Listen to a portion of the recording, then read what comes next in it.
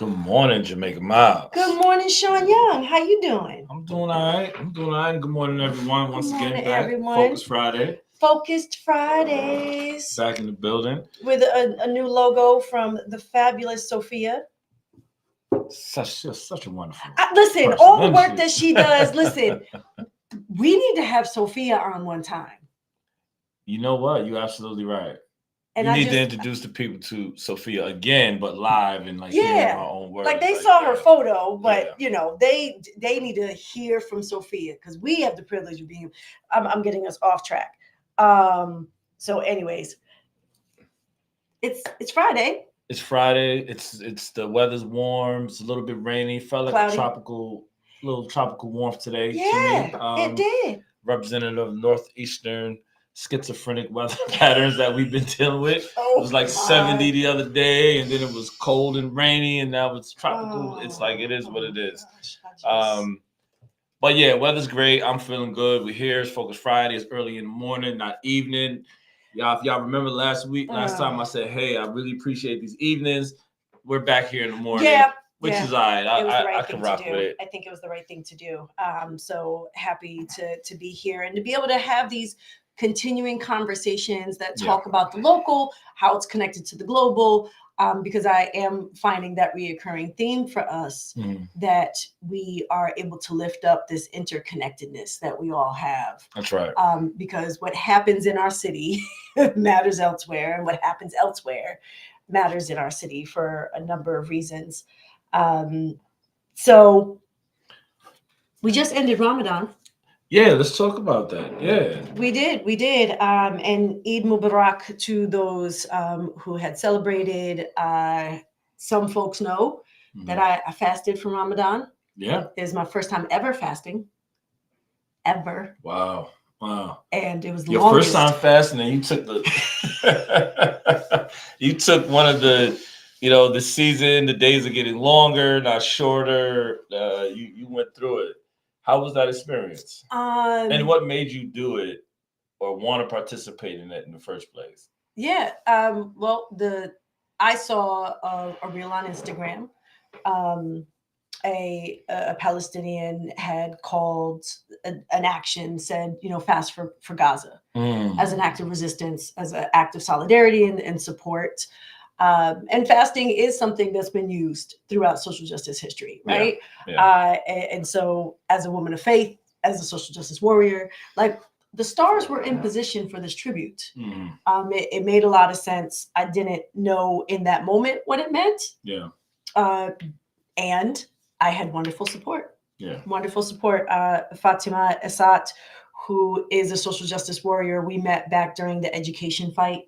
And she lives here in the city of Schenectady. And then Imam Jamal Shah and Dr. Sahib. And folks, and I said this on an individual post I put on my Instagram, a bunch of folks who I don't even know their names. Yeah. That just showed up, found out that I was fasting. It was my first time fasting. Were like, hey, so here's some things to know. Brought me food. Nice. How do I feel about food, Shawn? I mean, that's what I'm saying. That's what I'm like, what was those first couple of days like? I mean, we don't want to get like, I know it was rough, right? But you look good. Thank you. You look good. Your hair looks great. Your skin's glowing. I know it's a discipline that has been utilized in many different ways across the world, many different actions. It's a discipline that reaps, I think, wonderful benefits for the body, mind, and spirit. Yeah. So I certainly appreciate that you participated in something like that, and kudos, shout out to you and everyone else that in solidarity with the suffering that's happening across the world, but specifically right now in Gaza, that stood up and took the time to do that. I think that's an amazing gesture. And amongst other gestures that have been happening, and we'll get into that. But yeah, that's amazing. And it ended, which was segue almost perfectly, like right after the eclipse. Right? Yes. Like did. Right after the eclipse. Shout out to the eclipse, folks. Survivors. We all survived. We all survived. We ain't turned to dust.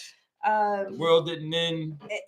And something I mentioned at the last school board meeting is this is a season, yeah, right, of a number of different religions having observations, including the eclipse having ritualistic and cultural significance for indigenous folks to this land, right? So there was this whole like community of being for, you know, observe different ways.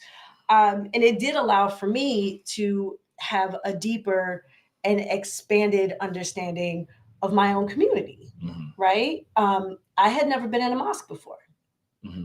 And I'm not Muslim, so I don't know that faith or religion, and was able to learn about it. And again, I will repeat, I find more similarities than differences.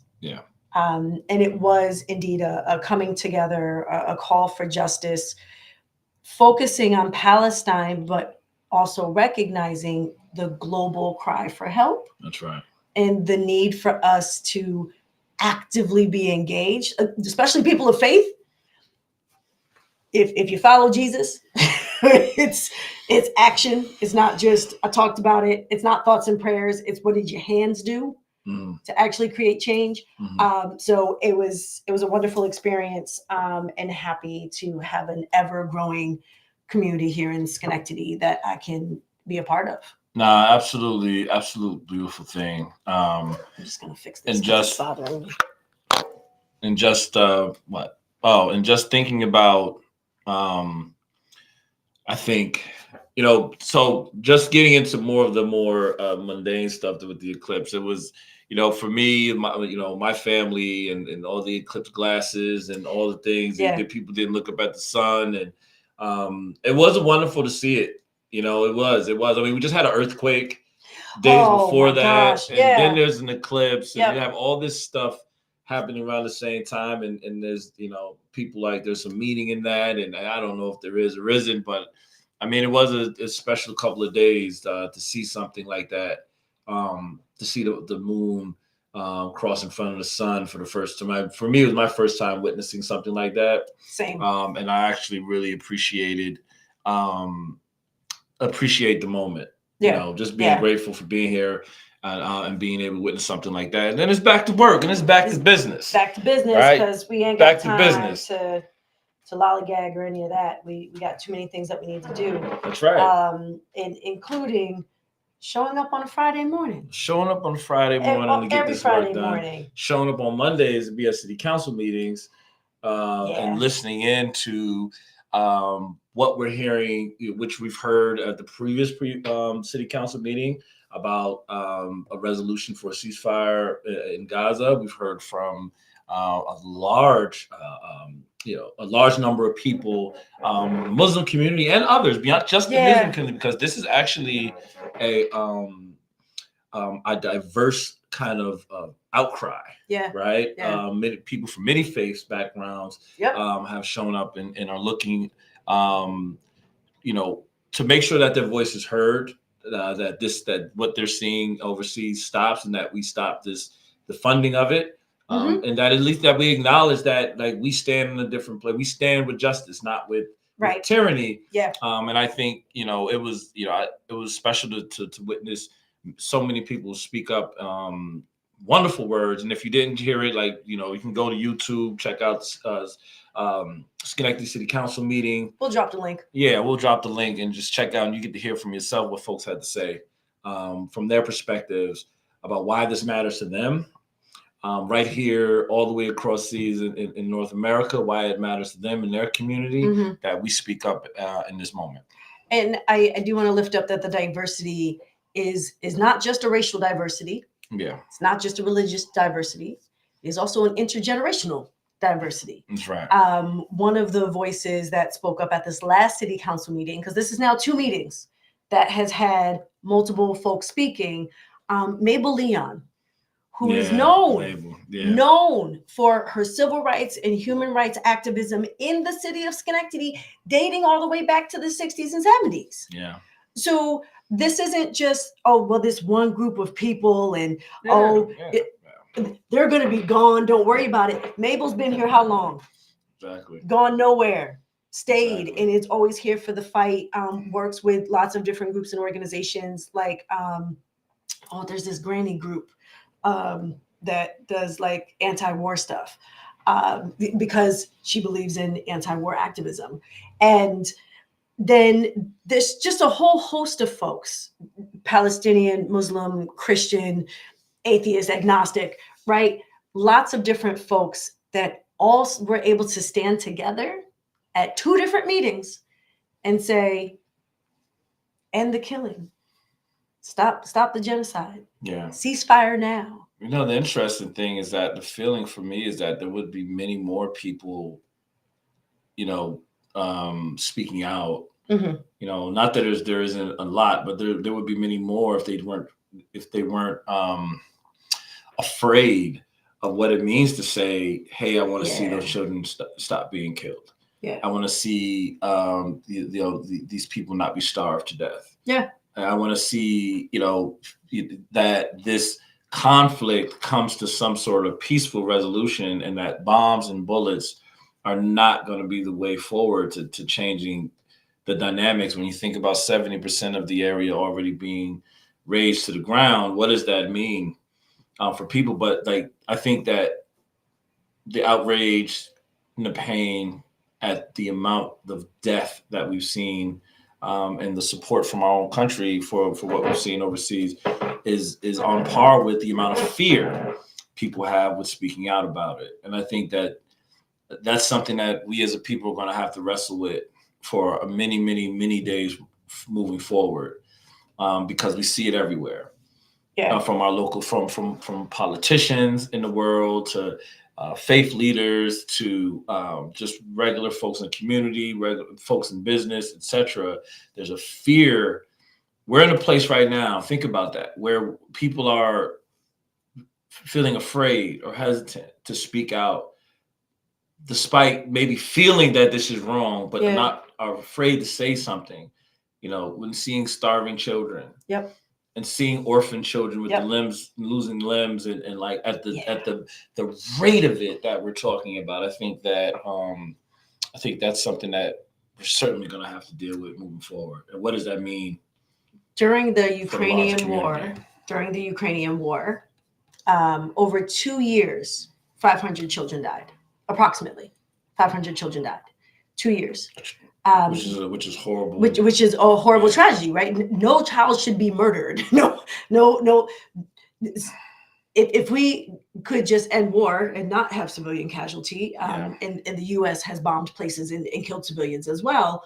But to give perspective, 2 years, 500 children. Yeah. 6 months, more than 14,000 children. Yeah. Like, that perspective matters. Yeah. And you've said this before. Fine. Don't call it a genocide. It's still wrong. Yeah. Whatever you want to, and I think the word semantics game, even though, like I said, there's legal implications for genocide when you're talking about the ICC, the International Court, and the UN, United Nations. There's implications for calling it a genocide, but from just me being a regular community member, I'm just like, damn, whatever you want to call it is wrong, and it should stop. And we shouldn't pay for it. And I'm just like, listen, at that point, like, can we agree with that? Yeah. And I don't know if like there's people that are unwilling to agree with it. There's people that have. That's what makes this a fight and makes it a community conversation, not just an international issue, because that impact of what's happening is being felt right here. Yeah. We've have from different communities, people have been hurt. We had some young men shot in Vermont. We've had children, 6-year-old stabbed to death. You have other violence on a spectrum of violence happening to the Muslim community and the Jewish community. Yeah. When it comes to what's happening in this conflict overseas, that's what makes it a local issue when felt right here at home. And I think that ignoring that, sticking our heads in the sand and saying that's their problem, is folly. And there are people in positions of power who are trying to determine like what our government does. Yeah. In our name. And I've talked about the money before. I'm always going to talk about it because being able to send billions of dollars worth of bombs and planes and drones to kill people when there are people here who are homeless and starving and don't have housing and don't have medical care. So it also directly impacts our lives, right? The ability to be able to take care of, and trust me, there are folks on what is commonly known as the other side of the aisle that will say, we need to take care of us first. Yeah. Okay. What does that mean? So does that mean you agree we should not send military aid to Israel to continue to murder Palestinians, and that money should be utilized in other ways? Now look, I'll be the first one to tell you, I'm not some geopolitical wizard, right? I don't know, all the ins and outs and ramifications of this or that move, but I do know that children shouldn't be bombed to death in their sleep while they're walking to get or going to get aid or shot or any of those things. And like that shouldn't happen, and it's happening, and we're funding it and we're supporting it, and it's turning into something that I think none of us wants to see. I mean, it's easy to stand on the other side of the world and look at a conflict and have all kinds of opinions about it, but the empathy of imagining the being in the shoes of individuals who are under that kind of duress constantly. And we're gonna, like I said, we'll be dealing with this thing for a long time, but I think it segues us to the next point, which is elections and voting. And what is the power of the people? What is the power of the people? What is the power of the vote? Exactly. And the city of Schenectady has a number of elections that are coming up that are attached to dollars, no less. And that includes the school board election. School board election May 21st. Yeah, school board election May 21st. There are 2 seats, and get out and vote, because like you said, there's a huge budget that school board more than $277 million. Have to be a part of deciding where it goes and how it benefits our children, and it's a pretty large budget for I guess now, because before it was less than that. Now that we're fully funded, it's a lot of money, and it's like, hey, what are we doing with this? So your vote matters, like how that money is being spent to educate your children, right? How that money is spent to keep your children safe, how the money is spent to make sure that families can be involved in this process, and that children are getting the best education possible, not just arithmetic and language, but community. There's an important process point that I mention every single year because it is important. Folks who think, well, I don't like how this money is being spent, so I'm going to vote against the budget. That's not how this works.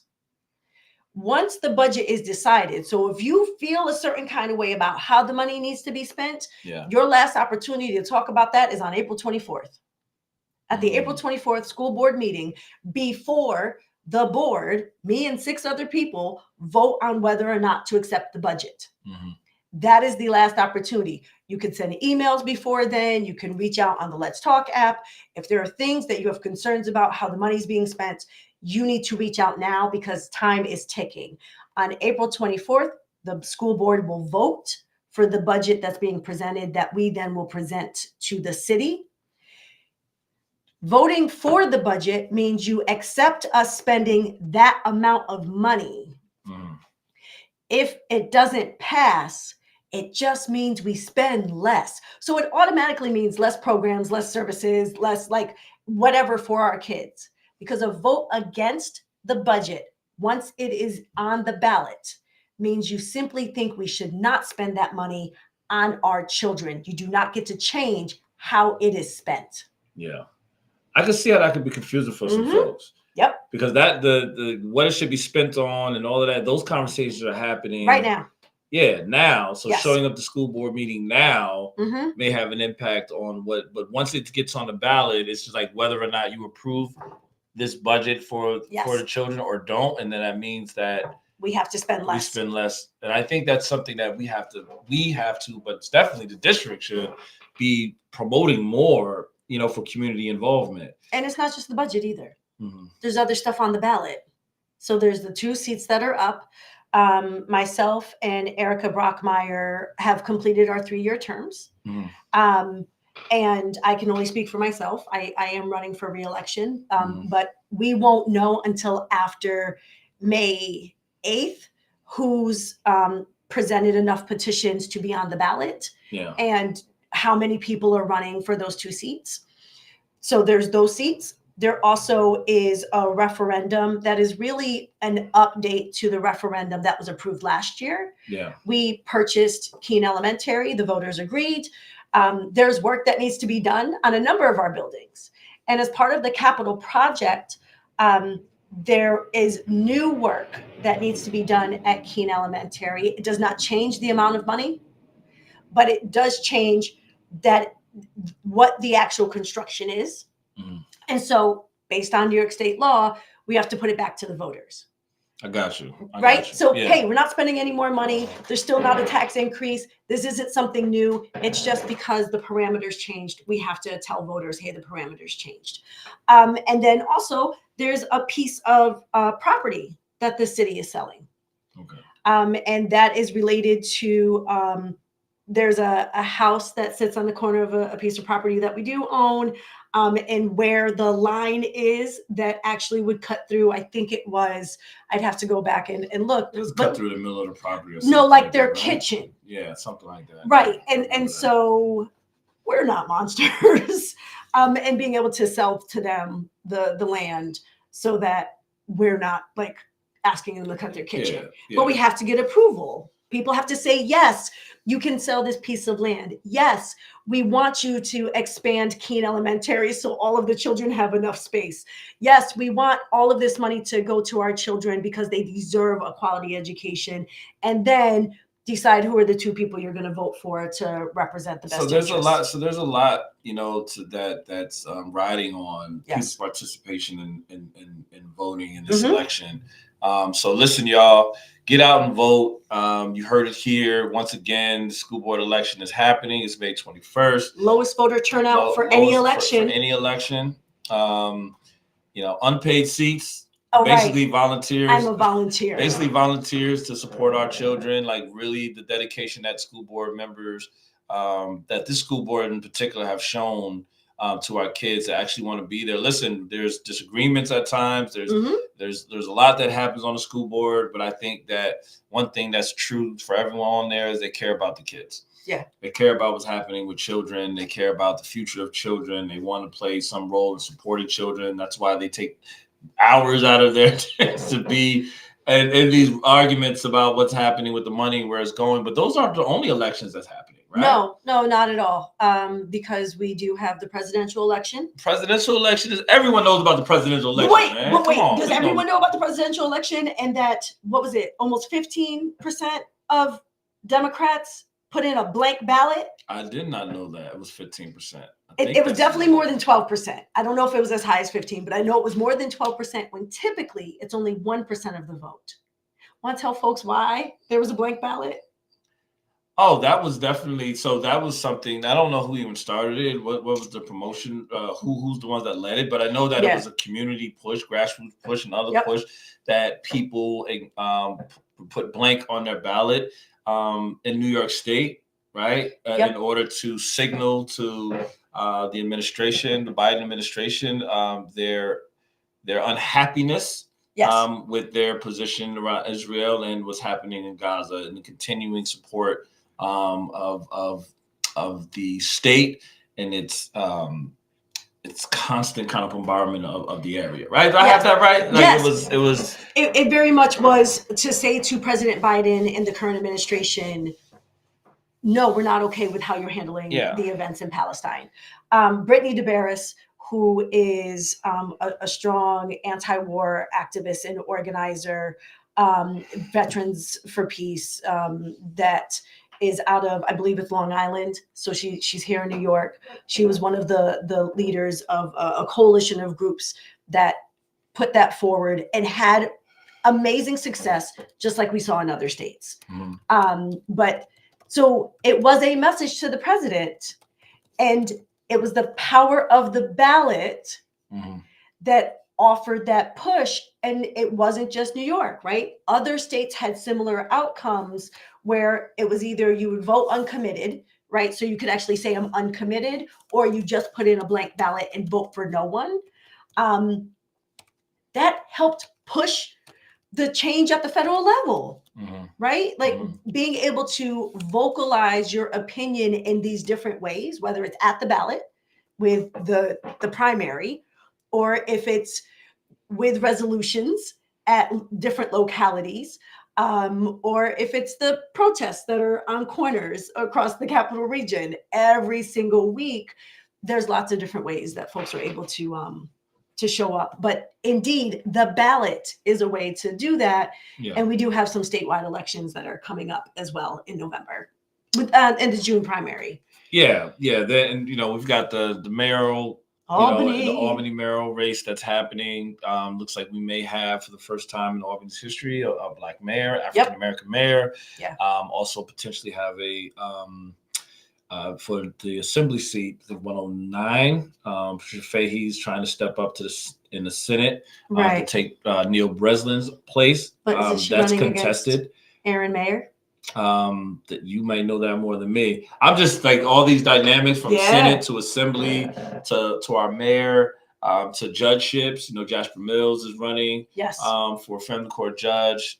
This wonderful woman that we met, I can't remember her name, Faison or something like that, is also running for a family court or Supreme Court seat. I'm not sure. I'm missing that. But there's a lot. No, well, we met them. Yes. Oh, and forgive me, I can't remember her name, but I just actually seen her at Youth FX at a screening. Shout out to Bawa and Suchak and those wonderful folks at Youth FX. Young people. Keep doing your thing, man. Much appreciate that program, man. It's helped so many people, young people, attain a skill set that will, that allows them to express their art from their perspective in a way that's also going to get them paid, because it is an absolute valuable skill set, just to be honest with you, right? Like being able to produce film, write, sketches, and direct media and digital media stuff. It's just, it's a beautiful thing. And that's happening at our local high school as well. Really? Yes. Tell me about that. I mean, this ain't on the agenda. This ain't even on the agenda. I mean, because we do want to make sure folks understand that it's not just the presidential election this year. There are judges, there are assembly members, there are senators, Albany, Schenectady, like across the greater capital region. There are elections that will impact localities, depending on who's representing at the state level. City of Schenectady, our school district, has been expanding its programs and opportunities. Very proud of it. At the high school, there are different, you can call them houses or campuses, and one of them is visual performing arts. Okay. There's also business and entrepreneurship and humanities, right? So there's these different houses. And right now, ninth graders get to kind of flavor each of those to be like, where is your interest? And get exposed to all of these different opportunities, and then say, so where do you think you want to focus your energy? Yeah. And the visual performing arts, they do production, they've got dance, music, like all of the things, and have been taking field trips and going places and expanding the reach of our young people beyond the 4 blocks they live in. Right. So that happens based on what is the mission and vision of our district, which is set by the school board. Yeah. What are the policies that are important to us, set by the school board?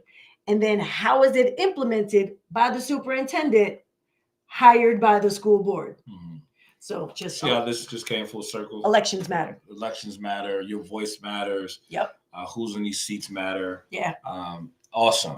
So I guess we'll see what happens with these elections. I'll be paying close attention. There's a lot of energy. I swear, I've not seen so many different, people like jockeying for either relationships or friendships. And I ain't talking about the candidates, mind you. I'm talking about people outside of that. It's really interesting, man. Like we are, hopefully going to, at some point this year, have a conversation with business folks and politicians, candidates, or representatives, however you want to call them, describe them as, and talked about that connection. Right, we have a Black Business and Political Power series that we're thinking about putting together. It's coming together, y'all. And we'll see what it looks. Stay tuned.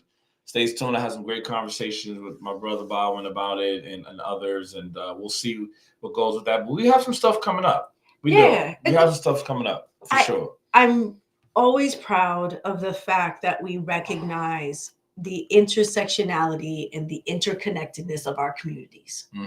Right? It's not one of us, it's all of us. That's right. And how we all can rise together, right? It's not this competition for resources that folks would like to have us believe, but is the possibility and capability of us collectively working together so that everyone has access and opportunity. The business owner doesn't need to be like the enemy of the local community. Right? But how are we also making sure that local community members have access to be business owners in their own communities? Yeah. And who's sitting in seats of power to make decisions about the zoning of certain communities? That's right. There's a conversation happening right now in the city of Schenectady about, are we opening or not opening more hookah lounges or smoke shops and those types of things? And where will they be placed? Exactly. I will not forget Phil Grigsby fighting tooth and nail to make sure we did not get just one more liquor store on Hamilton Hill on Albany Street. And it was those people that sat in that seat that had to decide. It's these kind of things. And I think this is where, people, I think maybe either, it gets complicated or confusing or whatever, but it's this nuance, right? These little things that matter so much to your neighborhood and its vibrancy and its drive is like people like saying like, hey, no, we don't want this here. Yeah. This is too much. We don't want 5 liquor stores right in the middle of the hood where people are at the lowest economic level, suffering the most in the society. And here's here, take this liquor store, but let's not take this training facility. Right. Let's not take this community center. Let's not have these other things that actually will benefit people as opposed to harming people.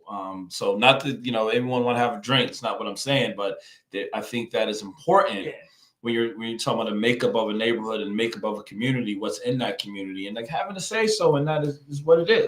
Tony Gaddy talked about it. And listen, videos are coming out starting next week on the Black History 365, reliving those wonderful conversations that we had. Some great conversations. But Tony Gaddy said there are specific pillars necessary for every single community. Oh yeah, that's right. Right? Talked about the grocery store, the bank, the hospital, the school. Tony, I don't remember what the other one was. I'll go watch the video. But looking at the neighborhoods, look at our neighborhoods that are most impoverished. You see those things don't exist there. No. Right. No. So that's something that we need, this conversation we need to continue to have. But that's the nuance. That's the thing folks need to get into. Yes. What else? We don't talk about it all, and we had time. Did we talk about it all? I mean, I don't think we ever going to get to it all. I mean, seriously. I mean, we can talk about, like, there's a lot. There's, it's interesting. Jamaica Miles Shawn Young. And the things we talk about, we're talking about some stuff that I think really has an impact on our community and like getting involved and voting, what's happening overseas, what's happening, how it has impact here, these dynamics that exist and show up. And we could be up here talking about all the other things that people do care about, but matter a bit less, right? Yeah. Like, which is quite interesting. I don't know that I'm ever going to talk about pop music or the entertainment world. Yeah. Unless one of those individuals does what some others have done, right? Muhammad Ali stood up and said, no, I'm not going to war. Go ahead, put me in jail. Yeah. I'm not fighting in your war, right? And there are actors and actresses that have stood on the front lines and demanded justice and received criticism for it. Susan Sarandon right now, old white lady, is just like, this is wrong. Oh, you got, I don't, this is a mystery. What's that? I didn't hear about this. Oh, no, she's standing in support of Palestine. Oh, I didn't hear about that. I didn't hear about that. And so those are the entertainers that, you know, and in our personal lives, that's what we talk about, right? Yeah. The basketball player that's really investing in the community. And they do exist, though. They do exist. So we'll have those conversations. We should. But I'm not talking about which rap battles happening. I'm not doing that. Unless there was I will say this, D1 is dope. D1 is interested, D1. But like I will say this about that rap battle that happened, and not about the battle so much as the outcome of one of the rappers who J. Cole, who actually was like, listen, man, this ain't even in my spirit to be doing this.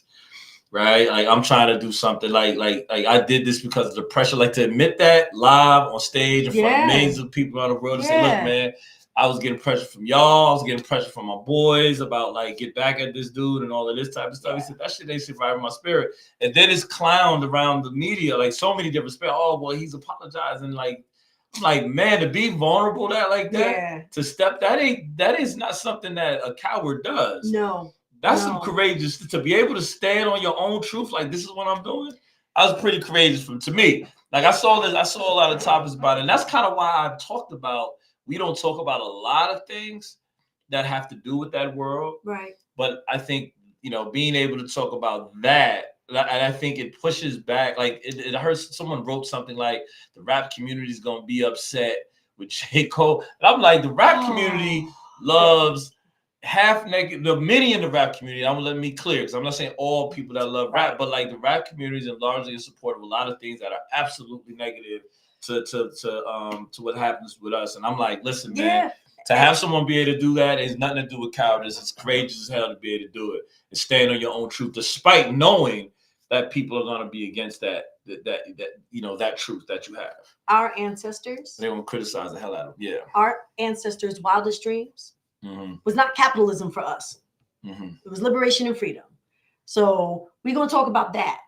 And then the people that do stand in their truth, that do fight for justice, that are looking to change society for the better for all of us, right? And as we about to close out, because we way over on time now, as always, like shout out to the numbers of businesses and organizations that stand in their truth, that support the work, that show up and show out and look for ways to give back, as well as the new community members that we're building relationships with. Because we gotta invite them on for more calls. We did a nice interview. I think we should have both of them on. That'd be nice. I think it should be both Imam Jamal Shah and Dr. Saheeb. We just gonna need a bigger table, but we can always get a bigger table. That's right. Right. And that's what we're about, is how many people can we bring into the conversation and how can we work collectively together and share information so that civic engagement is available for everyone in our community. We survived the eclipse. We'll survive everything else. We survived the eclipse and we'll keep surviving to the point of thriving. Right? Yes. All right, y'all. It's been great talking to you this Friday. Enjoy your weekend. Yeah, do your thing. Do your thing. See you next time. Like, follow, join the email list. You know what to do.